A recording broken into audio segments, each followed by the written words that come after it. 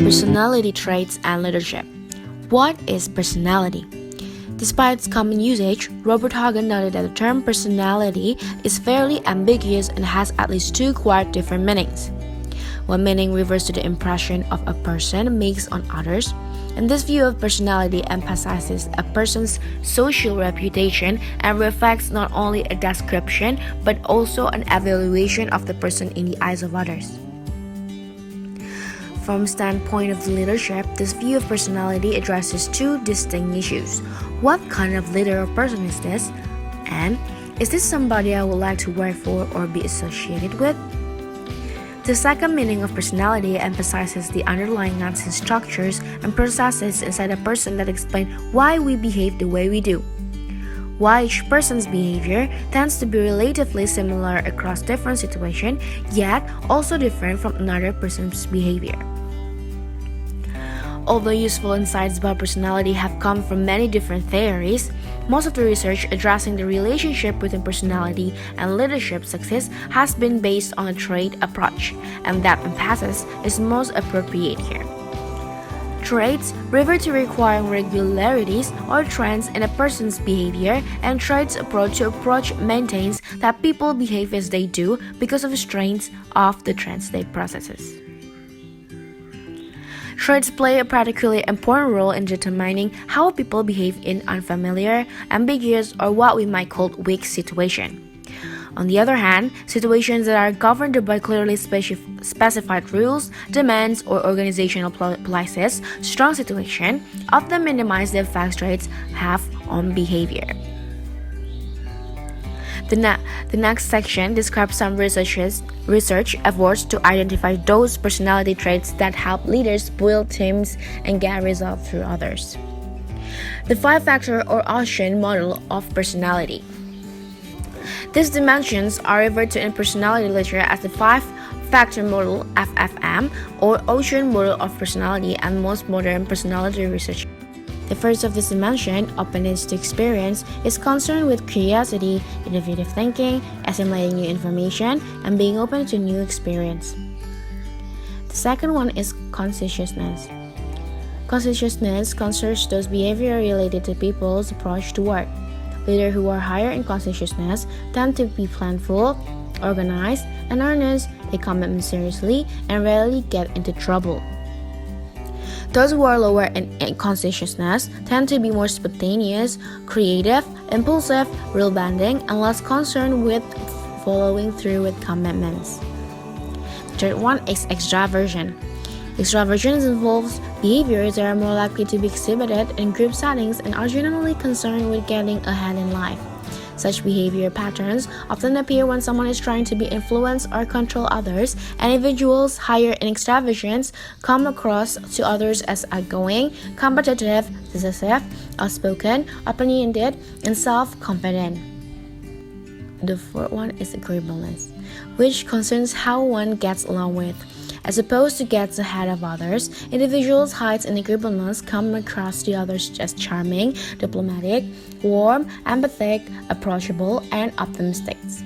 Those lower in agreeableness are often found grumpy, cold, and pessimistic. The last one is neuroticism. Is concerned with how people react to stress, change, failure, or personal criticism. Leaders lower in neuroticism tend to be thick-skinned, calm, and optimistic, tend not to take mistakes or failures personally, and hide their emotions. Those higher in neuroticism are passionate, intense, thin-skinned, moody, and anxious, and lose their temper when stressed or criticized. Implication of 5 factors or ocean model. Personality traits tend to be stable over the years, and a behavior manifestation of traits occurs somehow automatically. If the leader understood that he may have issues dealing with stress and criticism, he could choose not to take the position, modify the situation, reduce the level of stress, or learn techniques for effectively dealing with the issues. A leader who lacks this self-insight will probably make poorer choices and have more difficulties coping with the demands of this position.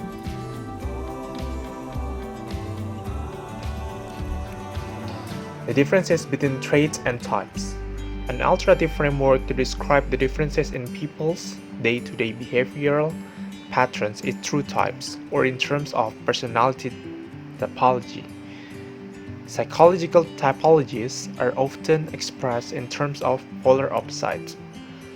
Typologies tend to put people into discrete psychological categories and emphasize the similarities among people in the same category, and the differences between people of the different types regardless of actual score.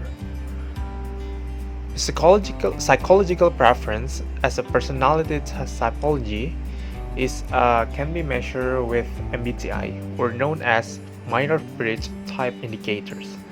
Is measured as psychological preference or mental habit. Each year, over 2 million people take the MBTI, one of the most popular psychological tests. The MBTI is very popular in college leadership courses, formal leadership training programs, and team building interventions. Also, MBTI has 4 basic preference dimensions. Firstly, the extroversions, introversions dimensions is a concern with where people get their energy. Next, the sensing intuitions dimensions is a concern with how people look at the data. Thirdly, the thinking feeling is a concern with the considerations leaders prefer when making decisions. And last but not least, the judging perceiving the dimensions describes the amount of information needed before a leader is comfortable making a decision. The implications of preference and types. Leaders are disproportionately distributed across a handful of types. Despite being useful, the MBTI has limitations, such as types are not stable over time. There are major development changes in the distribution of types with age. Also, the utility of typing systems remains uncertain because the behavior of two people in the same type may vary as greatly as that of people of different types. And the last is, typologies can facilitate the oversimplifications of behavior and rationalizations of misbehavior. Intelligence is relatively difficult to change. Like personality, it is also an unseen quality and can be inferred only by observing behavior. One of the most comprehensive and compelling theories of intelligence is Sternberg's hierarchic theory of intelligence. According to this theory, there are 3 basic types of intelligence. The first one is analytic intelligence. Analytic intelligence is general problem-solving ability and can be assessed using standardized mental ability tests. Analytic intelligence is important because leaders and followers who possess a higher levels of this type of intelligence tend to be quick learners, do well in school, see connection between issues, and have the ability to make accurate deductions and assumptions. A higher level of intelligence is practical intelligence. People with practical intelligence know how to adapt to, shape, or select new situations to get their needs better than people lacking practical intelligence.